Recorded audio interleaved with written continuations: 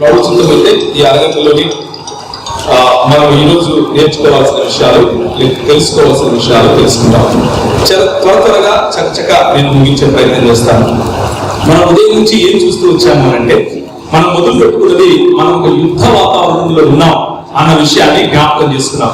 ఇది నిజం, మనం యుద్ధ వాతావరణంలో ఉన్నాము అన్నది అక్షర సత్యం. ఎందుకు అక్షర సత్యం అని అంటే, క్రైస్తవునిగా మనం ఏ రోజైతే యేసుక్రీస్తు ప్రభువును మన సొంత రక్షకునిగా అంగీకరించి దేవుడి రాజ్యంలో భాగస్థులుగా ముందుకొచ్చామో ఆ రోజే మనము సాతాను రాజ్యానికి వ్యతిరేకంగా పనిచేస్తున్నాం. ఆమె సాతాను రాజ్యముల యొక్క లయకారకులుగా పనిచేసేది నువ్వు నేనే. దేవుడికి స్తోత్రం కలుగునుగా. దేవుడి రాజ్య నిర్మాణము అన్నది ఏదో పైనటువంటి గాబ్రియలు దూతకో మిఖాయేలు దూతకో ఇచ్చినటువంటి పని కాదు. ఇక్కడ ఈ లోకంలో జీవిస్తున్నటువంటి నీకు నాకు ఇస్తున్నటువంటి బాధ్యత. కనుకనే మనం ప్రతిరోజు ప్రార్థన చేసినప్పుడు ఇక మెయిన్ లైన్ సంఘాల నుంచి ఎంతమంది ఉన్నారు చదువుతారా? మెయిన్ లైన్ సంఘాలు సిఎస్ఐ, బ్యాప్టిస్ట్ వగేరా వగేరా వగేరా. ఓకే, మెయిన్ లైన్ సంఘాలు కాని వాళ్ళని ప్రశ్న అడుగుతున్నాను. ఇప్పుడు మీకు ఎంతమంది పరలోక ప్రార్థన వస్తుంది? ఓకే, దేవుడికి స్తోత్రం. అందరికీ వచ్చు. పరలోకమందున మా తండ్రి నీ నామము పరిశుద్ధపరచబడును గాక. ఒక్క నిమిషం, నీ రాజ్యము వచ్చింది కాక అని మనం ప్రార్థన చేస్తున్నామంటే ఇంతవరకు ఏం కాలేదని మనకి ప్రభువు యేసుక్రీస్తు ఏమంటున్నాడు? ఆయన వచ్చింది ఏం ప్రకటించడం కోసం? దేవుడు రాజ్య సువార్త ప్రకటించడం కోసం వచ్చాడు. దేవుడు రాజ్య సువార్త ప్రకటించడం కోసం వచ్చాడు. నీ రాజ్యం వచ్చింది కాక అని మనం ప్రార్థన చేస్తున్నాము అంటే అర్థం ఏంటి అని అంటే, ఆయన వచ్చి దేవుడి రాజ్య స్థాపన ఆనాడు పెంతెకొస్తు దినాన పరిశుద్ధ ఆత్మ దేవుడు దిగి వచ్చినప్పుడు సంఘ స్థాపన రూపంలో దేవుడి రాజ్య స్థాపన అన్నది జరిగించేశాడు. ఇప్పుడు మన హృదయాలలో ఆయన రాజ్యం వెళ్తున్నాడు. అయితే దేవుని రాజ్య స్థాపన అన్నది సంపూర్ణంగా జరిగే సమయం ఒకటి రాబోతుంది. మనకంటూ ఒక రాజు ఉన్నాడు అని చెప్పేటటువంటి ఒక సమయం రాబోతుంది. అయితే ఈ రోజు మనం చూసేట్టుగా అధికార దుర్వినియోగం చేయటమే, జాగ్రత్తగా వినండి, దుర్వినియోగం చేయటమే అధికారం అనుకున్నటువంటి నిర్వచనాలు ఇచ్చే ఈ సమాజంలో నీ పైన అణగారిన వాడిగా నిన్ను పెట్టి నీ పైన చలామణి పెత్తందారీతనం చేయటమే అధికారం అనుకునేటటువంటి ఈ సమాజంలో మన ప్రభువైన యేసుక్రీస్తు నిజమైన అధికారానికి ఉండేటటువంటి ఒక నిర్వచనం ఇచ్చాడు. ఏంటా నిర్వచనం? సృష్టిని సృష్టించిన తర్వాత ఆయన చల్లపొద్దున వచ్చి ఆదాము హవ్వలతో కలిసి ఏం చేశాడు? మాట్లాడాడు. కలిసి తన స్నేహాన్ని పంచుకున్నాడు. ప్రభువు మనలాగా శరీరధారి వచ్చిన సమయంలో కూడా తన పై వస్త్రాన్ని విప్పి తనకున్న అధికారం యావత్తును ఉపయోగించి ఏం చేశాడు? మన కాళ్ళు కడిగాడు. He defined authority in a different way.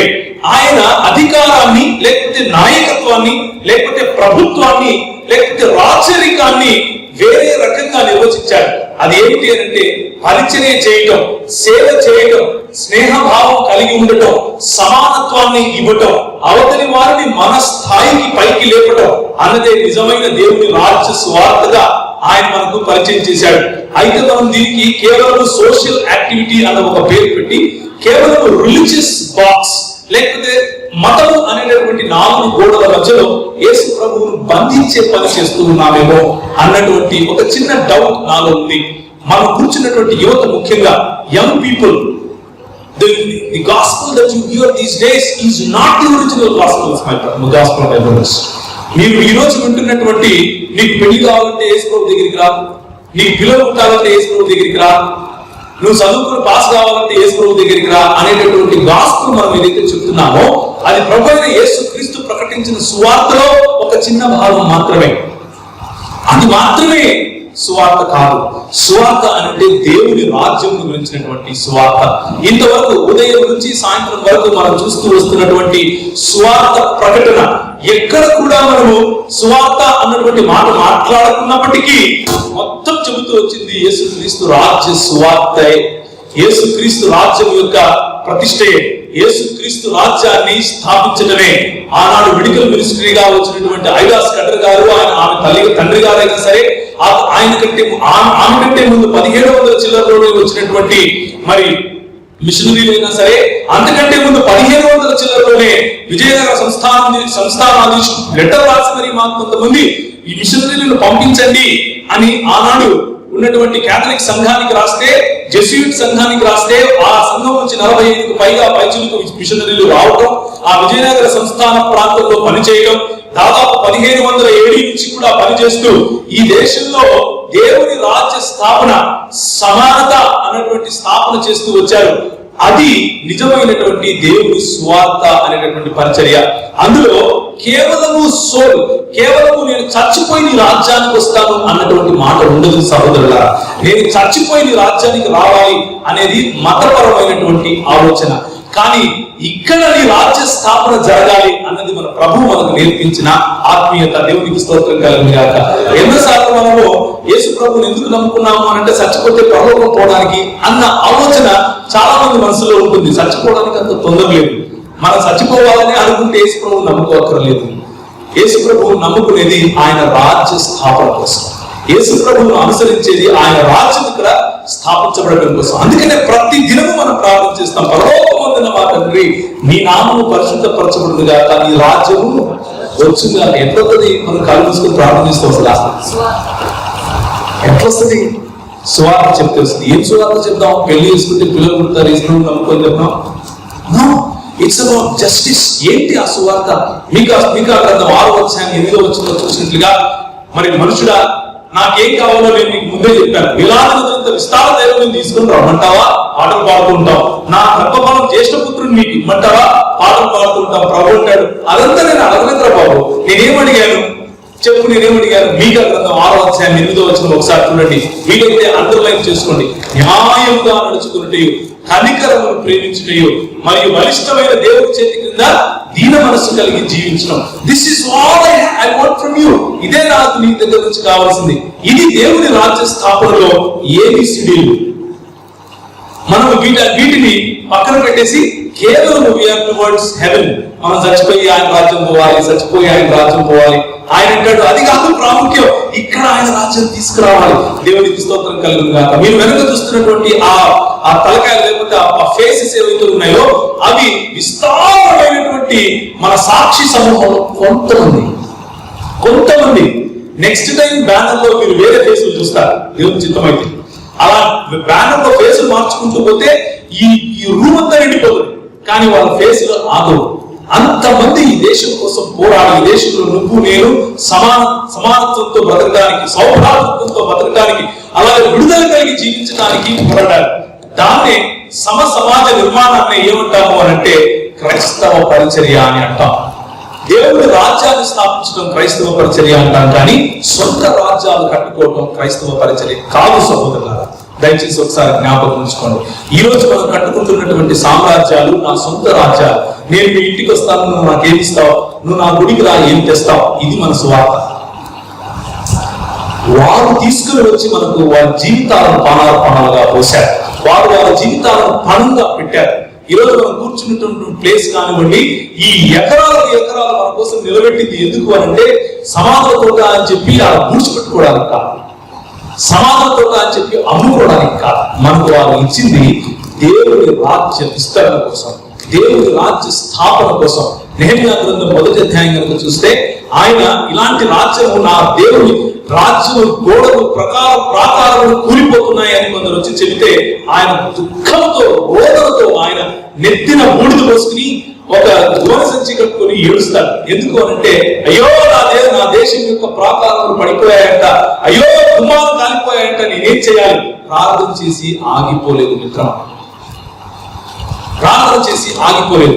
ఆయన చేసిన పనిలో నిపుణత కలిగి పనిచేశాడు. కాబట్టి రాజు కూడా అదేంటయ్యా నువ్వు అలా ఉన్నావు, నువ్వు ఎప్పుడు ఇలా ఉండవే, నువ్వు ఎప్పుడు ముఖం ఇలా మార్చుకుని ఉండవే, నీ పనిలో చాలా నాణ్యత ఉంటుందే, తమ చేతి పని యొక్క నిపుణత గల వాడిని చూసివా, వాడు అల్పుల ఎదుట కాదు కానీ రాజుల ఎదుట నిలబడును. దేవుని రాజ్య స్థాపనలో మన పనికి ఉన్నటువంటి, మన చేతి పనులకు, మన సృజనాత్మకతకు ఉన్నటువంటి విలువ అది. బహుశా అలా పనిచేశాడేమో నెహెమ్యా. ఆయన చూసి రాజు అంటాడు, అయ్యా నువ్వు ఇలా ఉండేవాడు కాదే అంటే, ఈయనంటాడు నా దేశము, నా రాజ్యము, నా దేవుని రాజ్యము మరి దాని ప్రాకారం పడిపోయి ఉంటే నేను ఇలా ఉన్నది ఎలా ఉంటాడయ్యా, నీకెవరు రోమా అని అడిగాడు. ఈయన మాత్రమే కాదు, రాజు మాత్రమే కాదు, వెంటనే రాణెందుకుంది అక్కడ. నువ్వేంటి బయటకు వెళ్ళొస్తావా, నువ్వు ఇంటికి వెళ్ళొస్తావా, అడగకముందే లీవ్ చేస్తున్నాడు ఇక్కడ. Look at that. That is what Christian living is. అది క్రైస్తవ జీవన విధానం. మన చేతి పనిలో నిపుణత, మనం చేసే పనిలో ఏకాగ్రత, మనం చేసే పనిలో నమ్మకంగా పనిచేయటం మొదటి అధ్యాయంలోనే తెలిసిపోతుంది. మరి నెహెమ్యా జీవించినటువంటి జీవన విధానం. రెండవ అధ్యాయానికి వస్తే నీకు కావలసిన వనరులు తీసుకో, నీకు కావలసిన కలప తీసుకో, నీకు కావలసిన ధనాలు తీసుకో అంటే ఇదంతా సరే కానీ నాకు తాకీదులు అని అంటాడు. తాకీదులు రాసి అక్కడ ఉన్నటువంటి రాజులతో కలిసి పనిచేయడానికి ఆయన ఒక పెద్ద లిస్టు రాసిస్తాడు. అక్కడికి సంబరుడు మరియు మిగిలిన ముగ్గురు అక్కడ ఉన్నటువంటి అరబ్బీలతో కలిసి ఒక ముగ్గురు కలిసి ఈయనను నిలువరిస్తూ కొన్ని ప్రశ్నలు వేస్తారు. ఆహా, వీడు అంతటా వాడే దేవుని రాజ్యం కట్టేస్తాడంట. ఈ రోజు క్రైస్తవ సమాజం 2% ఈ దేశంలో. ఇదే ప్రశ్న ఈ రోజు నీకు నాకు ఉంది. ఆ రోజు యూదా సమాజానికి చెందినటువంటి కేవలం ఒక్క మనిషిగా చూస్తున్నటువంటి నెహెమ్యా ఎదుట ఇదే సమస్య ఉంది. పడిపోయిన ప్రాకారాలు కట్టేందుకు నీకు అంత సీనుందా? నువ్వు అంత మొగడువా? నువ్వు అంత చేయగలుగుతావా అని ప్రశ్నించారు. అదే ప్రశ్న నీకు ఉంది ఈరోజు సహోదరు. నీ సమాజం యొక్క కోటలు కూల్చేసేవరా? నీ మిషనరీలు రాకుండా ఆపేసేవరా? నీ ధనం ఇక్కడి నుంచి నీ దగ్గరికి రాకుండా FCRI అనే పేరుతో ఆపానురా? నువ్వు పిల్లలు పెంచుతావా? నా రూల్స్ పెట్టి నువ్వు పిల్లలు పెంచకుండా చేస్తానురా? నువ్వు అనాథను పెంచుతావా? ఎలా పెంచుతావో నేను చూస్తానురా అంటూ మనువాదం నేర్పింది ఈ హింస.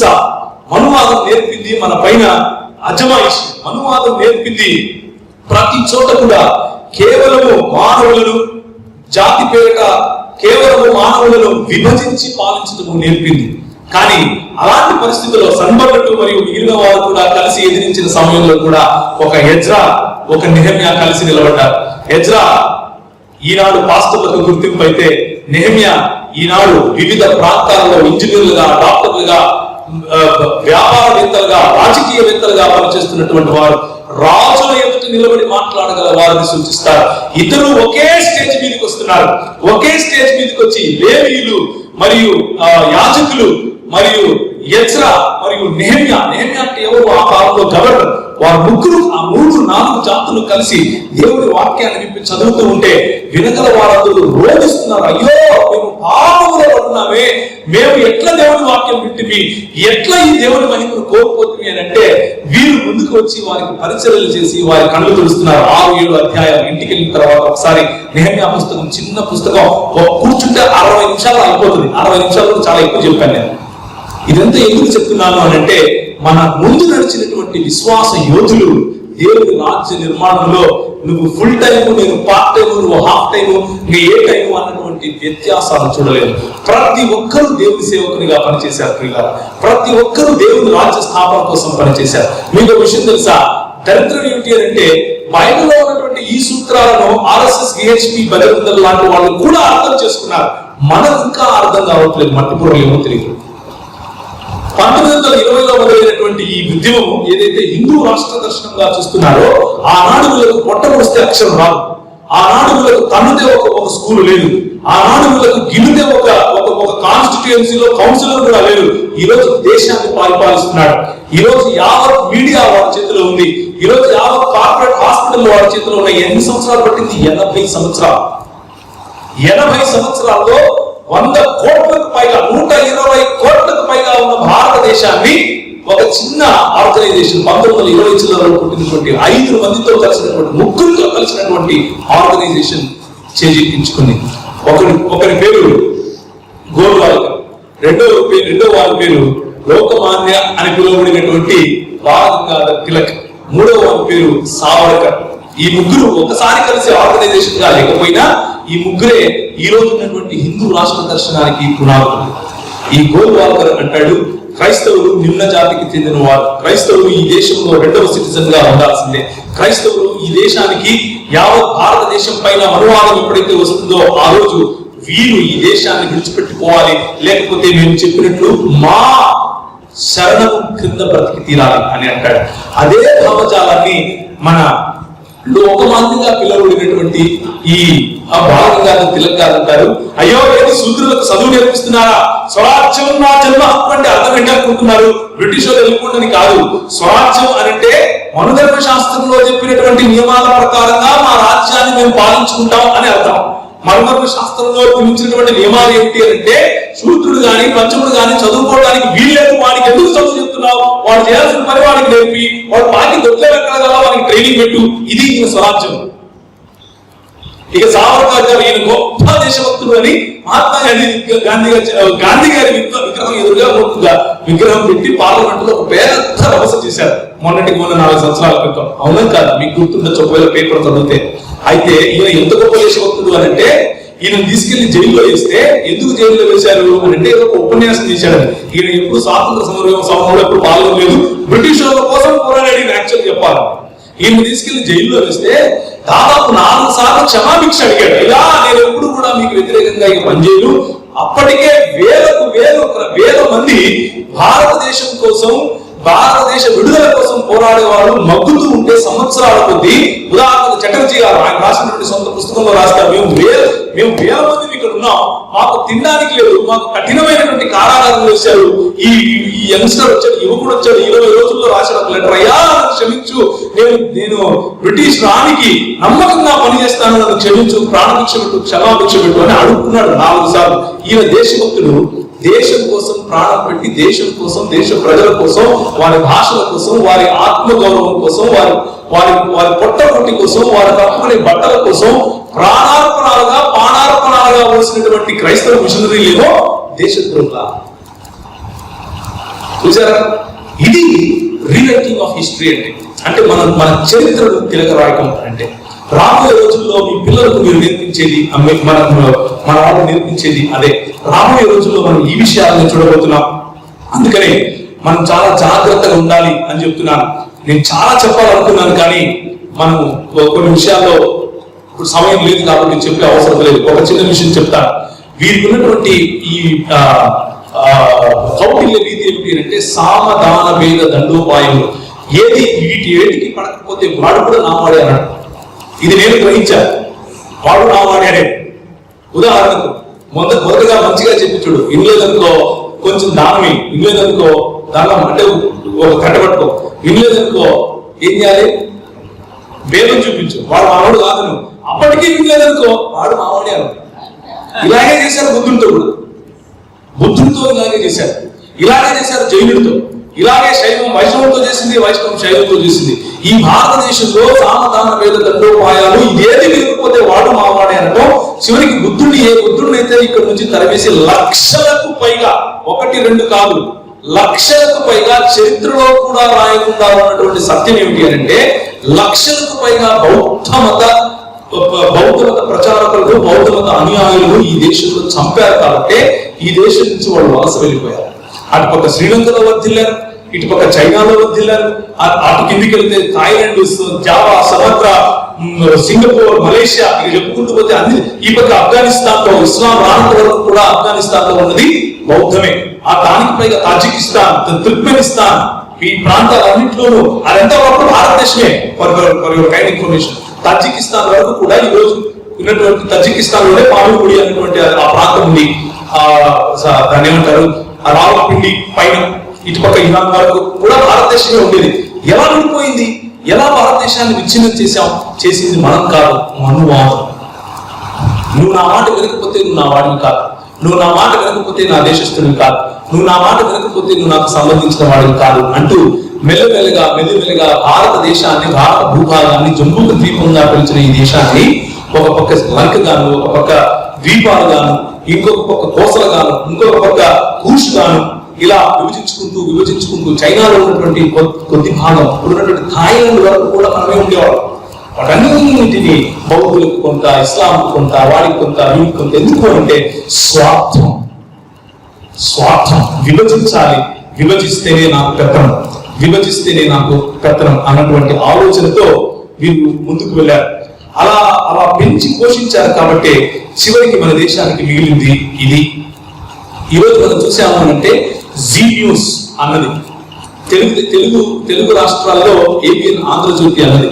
ఇలా చూసుకుంటూ పోతే కొన్ని మీడియా పరంపర, అది హిందూ మీడియానో హిందీ మీడియానో అర్థం కానట్లుగా 10 ఛానళ్ళు ఉంటే 10కి 10 హిందూ భావజాలాన్ని, లేకపోతే క్రైస్తవ వ్యతిరేక, ఇస్లాం వ్యతిరేక భావజాలాన్ని చెప్పుకోవడానికి 4-5 ఉన్నాయి. అలాంటివి ఇది తటస్థంగా ఉండేవి, వార్తలుగా చెప్పేవి. ఎలా జరుగుతుంది ఇది అంటే, మన పెద్దలకు ఉన్నటువంటి భావజాలం. ప్రతి రంగంలోనూ మన ప్రాతినిధ్యం ఉండాలి. ప్రతి రంగంలోనూ మనం ఈ ఆలోచనను చెరపట్టి క్రీస్తు పాదాల దగ్గరికి తీసుకుని రావాలి. మన భావజాలం ప్రతి రంగంలోనూ తెలియపరచాలి. ఒక మిషనరీగా ఇంజనీర్లు లేపాలి, ఒక మిషనరీగా కలెక్టర్లు రావాలి, ఒక మిషనరీగా డాక్టర్లు లేయాలి, ఒక మిషనరీగా ఐపీఎస్ అధికారులు రావాలి, మిషనరీలుగా మరి ఈ పొలిటికల్ రంగంలో పనిచేసేవారు కావాలి అన్నటువంటి దృక్పథాన్ని సంకుచితం చేసేసి 4 గోడల మధ్య 2 గిటారు, 1 తబలా పెట్టుకుని చక్కబద్దలు చేసుకుని ఇది దేవుని రాజ్యం అనుకుని మోసపోతున్నాను చూసారా? That is what stopping us. అది మనల్ని ఆపుతుంది. Feel we have to rethink, we have to redesign. మనం ఒక్కసారి తిరిగి మన పెద్దలు చేసినటువంటి, మన పెద్దలు తీసుకున్నటువంటి ఆ వ్యూహాన్ని అర్థం చేసుకోవాలి. వారి వ్యూహం ఏంటి అంటే దేవుని జ్ఞానమును అడ్డగించు ప్రతి దుర్గమును, ప్రతి ఆలోచనను, ఇదే వచనంతో నేను మొదలుపెట్టాను, ప్రతి ఆలోచనను చెరపట్టి క్రీస్తు పాదాలకు తీసుకుని రావడం. నెహెమ్యా ఏం చేశాడు? ఒక చేత కత్తి పట్టుకున్నాడు. సన్బర్నుడు తర్వాత అరబియులతో కలిసి వచ్చే వారితో పోరాడడం కోసం ఒక చేత కత్తి పట్టుకున్నాడు, ఇంకో చేత తాపి పట్టుకుని నిర్మాణం పని చేస్తున్నాడు. దేవుని రాజ్య నిర్మాణం అన్నది ఇలాగే ఉంటుంది. ఒకవైపు నిర్మాణం చేయాలి, ఇంకొక వైపు విచ్ఛిన్నం చేయాలి. విచ్ఛిన్నం చేయాల్సింది భారతదేశాన్ని కాదు, భారతదేశంలో ఉన్న కుసంస్కృతిని. అదే మన పెద్దలు చేశారు. నిర్మాణం చేయాల్సింది భారతదేశంలో ఉన్నటువంటి సౌభ్రాతృత్వాన్ని, భారతదేశంలో ఉన్నటువంటి సమానత్వాన్ని, భారతదేశంలో మనకున్నటువంటి స్వాతంత్రాన్ని నిర్మించాలి. ఇదే మన పెద్దలు చేశారు. మరి మనం చేయడానికి ఎందుకు ముందుకు రావడం లేదు అని అంటే we're either so heavenly focused or we have lost our vision. మనము ఎంతసేపు చచ్చిపోయి ఆయన రాజ్యంలోకి వెళ్ళాలి అని ఆలోచిస్తాం, లేకపోతే అసలు దర్శనాన్ని కోల్పోయాం.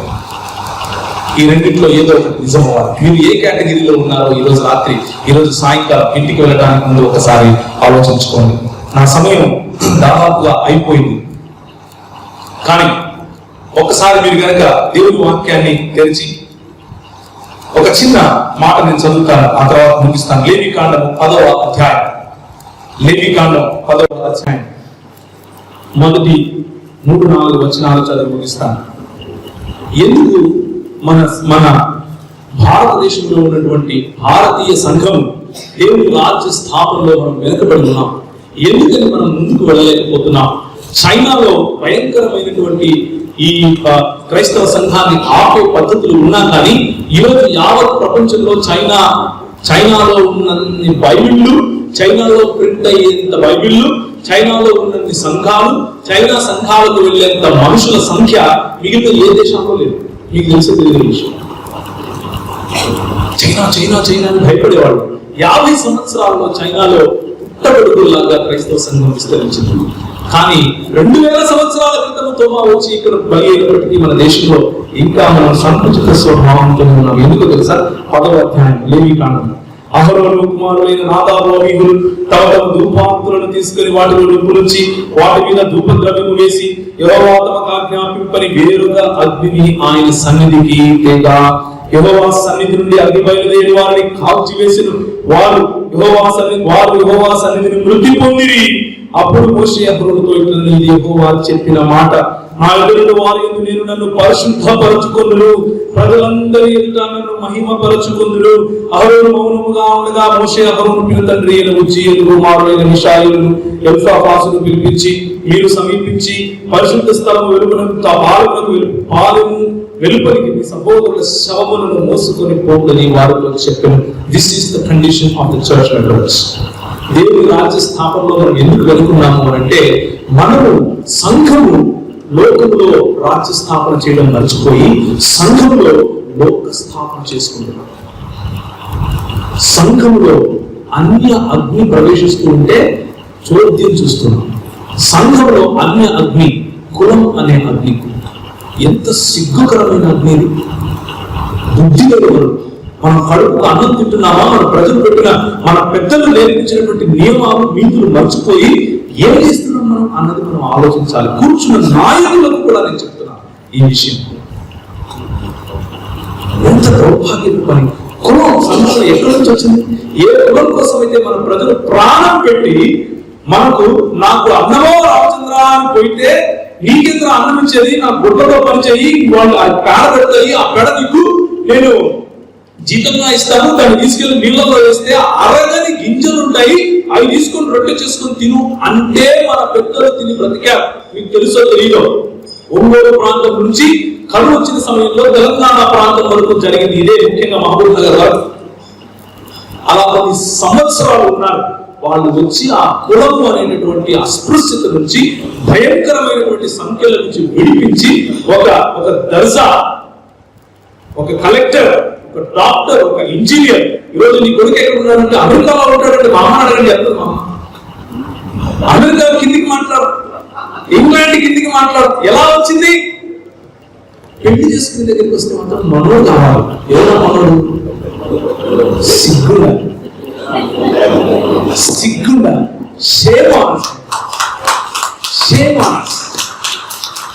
మనవాడు అనడంలోనే దేవుని సృష్టిని, దేవుని పోలికను కించపరచారు, దేవుని సృష్టిని, దేవుని పోలికను అవమానపరచారు.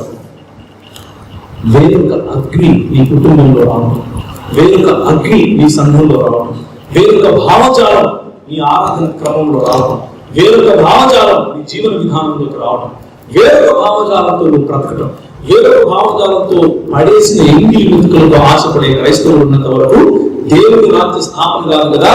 మనము చచ్చిపోయి కూడా పోము ఆయన రాజ్యం. పోతా తిట్టిపోతాడు ఏంటి అనుకుంటున్నారా? పొద్దు నుంచి శబాస్ అంటే లాస్ట్ లో చెబుతూ కొట్టుకుంటుంది. నన్ను నేను కొట్టుకుంటున్నా, ఎందుకు కొట్టి తినరా బాబా ఇలా వద్దులు అనుకుంటున్నా. ఎంత దయనీయమైన పరిస్థితి కదా, దౌర్భాగ్య పరిస్థితి కదా. ఎక్కడి నుంచి వచ్చింది భావజాలం? వాడు మన దగ్గర నేర్చుకుని దేవుడు రాజ్యం, యావత్ భారతదేశం పైన రాజ్యం చేసుకుంటే వాడికి మనం తెచ్చుకొని ముందుకు పోగొట్టుకుని కూర్చున్నాం. ఒకప్పుడు విద్య అంటే క్రైస్తవులు, ఈరోజు మైకల్ దావుపీకే దంగా కడతారు. ఇది మన పరిస్థితి. తప్పు చెప్పారా? ఒకప్పుడు వైద్యం అంటే మనం ఈరోజు ఏంటి? నువ్వు నా దగ్గర రా, నూనె వేస్తా. ఈరోజు వైద్యం మనమే, కానీ నూనె వైద్యం ఎక్కడికి పోతున్నాం మనం? లేదా తప్పనట్లేదు, దేవుడు మనకు ఇచ్చినటువంటి వరాలను ఉపయోగిద్దాం. స్వస్థత జరుగుతుంది, ప్రభు చేస్తాడు. కానీ దానికంటే ఆయన ఇచ్చినటువంటి స్వస్థత ఎంత అద్భుతంగా ఆయన చేస్తాడో, ఒక్క రూపాయి ఖర్చు లేకుండా ఆ జ్ఞానమును కూడా మనం తీసుకోవాలి. ఆయన రాజ్య విస్తరణ కోసం డాక్టర్ కూడా నువ్వు అవ్వాలి. ఆయన రాజ్య విస్తరణ కోసం మంత్రి నువ్వు అవ్వాలి. ఆయన రాజ్య విస్తరణ కోసం ఆయన రాజ్యం భూ సంబంధమైనది కాదు అని ఆయన చెప్పినప్పటికీ ఆయన రాజ్యం రావడానికి ప్రార్థించే అధికారం నీకు ఇచ్చాడు. ఇక్కడ ముడి వేస్తే అక్కడ ముడి వేస్తానన్నాడు, ఇక్కడ తీస్తే అక్కడ తీస్తానన్నాడు. ఇది నీ బాధ్యత. ఆయన చిత్తము పరలోకంలో జరిగినట్లు భూలోకంలో జరగాలి అంటే నువ్వు నేనే. So therefore, my brothers and sisters, this evening before I close, let us introspect a little bit. ఒక్కసారి ఆత్మావలోకనం చేసుకున్నాం. ఏ అన్యాగ్ని, ఏ భావజాలం అయితే, ఏ భావజాలం నుంచి మనల్ని విడిపించడం కోసం అయితే మన పితరులు పోరాడారో, ఎక్కడి నుంచి అయితే, ఏ పెంట కుప్పల నుంచి అయితే మనల్ని బయటికి తీసి ఉన్నతమైన స్థానంలో ప్రభువు నిలబెట్టాడో, ప్రభువు కూర్చోబెట్టాడో, అలాంటి భావజాలం వైపు, సంఘంలో స్త్రీ పురుష వివక్ష వైపు, సంఘంలో కుల వివక్ష వైపు, సంఘంలో అహంకారం వైపు, ఇంకొంచెం బాధాకరమైనటువంటి విషయం సంఘంలో ప్రాంత వివక్ష వైపు. వాడవలో రాజకీయం కోసం కొట్లాడుకుంటూ ఉంటే నేను కొట్లాడతాను. ఇటు ఆంధ్ర, ఇటు తెలంగాణ, ఇటు మహారాష్ట్ర, వాటి హ్యాపీ కోసం ఏమైతే మనకు మనం పని ఉన్నాం సార్ వెళ్ళిపోండి. What is happening? We are children of God. మనం దేవుని పిల్లలు. నేను 11 సంవత్సరాలు మధ్యప్రదేశ్లో ఉండి పరిచయం చేశాను దేవుని కోసం. 11 సంవత్సరాల్లో ఎప్పుడు కూడా సంఘంలో నాకు వివక్ష కనపడలేదు. 11 సంవత్సరాల్లో ఇప్పుడు సౌత్ ఇండియన్ అన్నటువంటి వివక్ష కనిపించలేదు. వాళ్ళ పిల్లలకి పెళ్లి చేసాడు నాకు మా మామగారు, మా మాస్టర్ గారు. నాకు కనబడదా?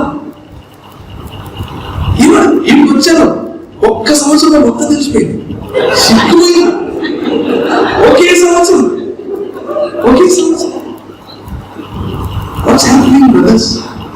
దేవుని రాజ్య స్థాపన కోసం వారు కష్టపడితే మనం సొంత కుల రాజ్యాల కోసం కష్టపడుతున్నామేమో అని ఆలోచించాలి.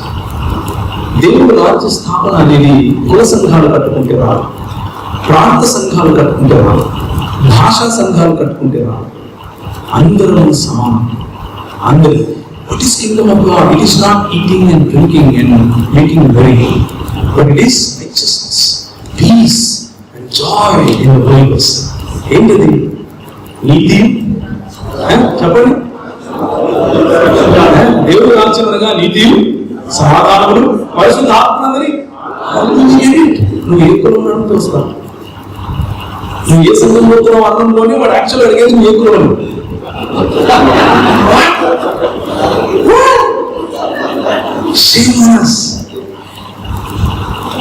It is time for us to change the laws. ఇది మనం మారడానికి ఒక సమయం.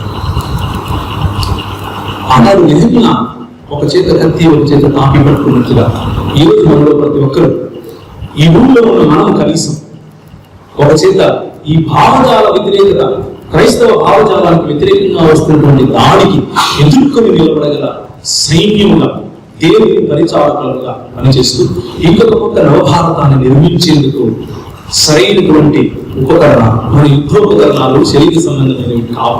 ఉదయాన్నే చూసాం. మన యుద్ధోపకరణాలు దేవుని జ్ఞానమును అడ్డగించు ప్రతి ఆలోచనలు, ప్రతి దుర్గమును చెరపొట్టి క్రీస్తు పాదాలకు తీసుకున్నాం. ఒకసారి గుర్రం మీద మీరు వెళ్తున్నట్లుగా ఆలోచించుకోండి. గుర్రం మీద మీరు వెళ్తున్నారు, కోట ఉంది, ఒక పెద్ద దుర్గం ఉంది, లోపల సైతాన్ సైన్యం ఉంది, లోపల దూరారు, దాన్ని చిన్న తీసి బయటకు వస్తున్నారు. That is what gospel is. స్వార్థ ప్రకటన అంటే అది. శివుడికి వెళ్ళి నేను వేసుకోవాలని అనుకుని చెప్తాను, ప్రకటించడం. నువ్వు చేసే పని దగ్గర ఆయన రాచరికను చూపించడం, నీ వృత్తి పనిలో ఆయన రాచరికను చూపించడం, నీ స్వభావంలో ఆయన రాజ్యాన్ని చూపించడం. ప్రతి చోట ఆయనను రాజ్యాధికారము కలిగినటువంటి వాడుగా కొత్త నిర్వచనం అధికారానికి ఇవ్వగలరు. ఈరోజు అధికారం అంటే మన మీద పెత్తనం చేయడం, ప్రభు రాజ్యంలో అధికారం అంటే ఇతరులకు పరిచయం చేయడం. కళలో చూస్తే ప్రార్థన చేసుకుంటాం.